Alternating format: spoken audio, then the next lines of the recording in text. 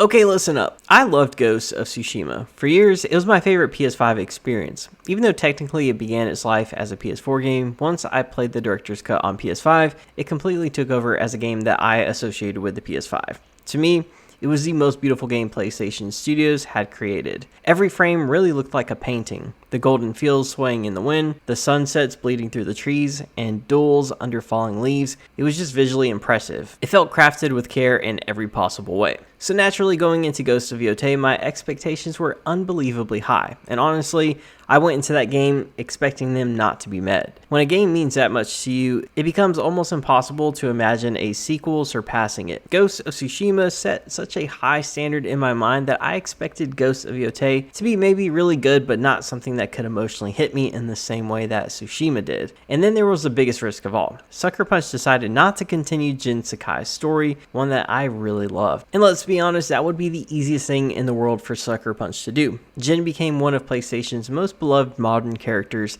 almost instantly. Fans loved him. His story connected with people, and a direct sequel with Jin would have really sold itself from the moment it was announced. Most studios would have played it safe. Most studios would have stuck with the proven formula and given fans exactly what they wanted, but Sucker Punch did not do that. Instead, they decided to break new ground with a brand new protagonist while staying within the same universe, and personally, I find that incredibly bold and ambitious. In an industry where sequels so often stick to the status quo, Sucker Punch genuinely took a creative risk. They trusted themselves enough to build an entirely new story, a new emotional core, and a brand new perspective with a brand new character. That immediately made me really respect Ghost of Yōtei before I even played it.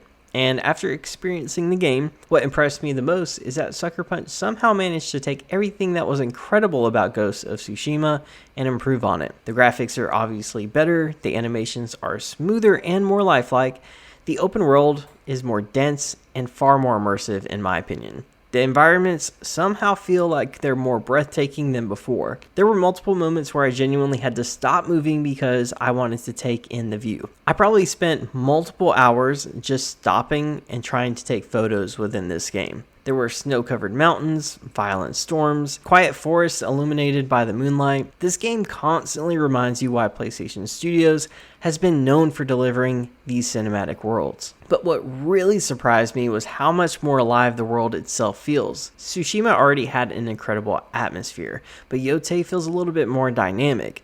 The environments feel harsher, the wilderness feels more dangerous, there's a heavier tone to the entire experience that matches this story perfectly. And then there's the combat, which somehow feels more satisfying this time around. Every clash feels more brutal, weighty, and deliberate. Sucker Punch clearly understood what players loved about Tsushima's combat and simply refined it and added in a few new tricks. But as impressive as all of that is, none of that would have mattered if the story and the protagonist did not work. That was always the thing that was really going to be the biggest challenge going into this game, because replacing a character like Jin Sakai is pretty much almost impossible. Players spent years attached to him. We watched him slowly sacrifice his honor, his identity, and ultimately his entire way of life in order to save his people. He became iconic because his story felt tragic but also necessary. So the moment that Sucker Punch announced a completely new protagonist, I think a lot of people immediately questioned whether or not this could be a good decision. And after finishing Ghost of Yōtei, I genuinely think Atsu not only works as a protagonist, I think she justifies the decision to move on from Jin entirely. What makes Atsu such a compelling character is that she feels messier than Jin in every intentional way. Jin almost always felt composed, disciplined, and burdened by his duty because he was a former samurai. Atsu feels fueled by her pain and her rage. There's an anger underneath her from the very beginning of this game that constantly threatens to consume her, and because of that, the emotional tone of Yōtei feels so much more different than Tsushima. This isn't a story about protecting a homeland, it's a story about grieving. And I think that's why the revenge angle works so well. They're both revenge stories, but very different revenge stories. Revenge is usually just an emotional disguise for heartbreak. The player starts out thinking the story is about vengeance, but slowly realizes it's actually about loss and trauma, the ability to move on from those.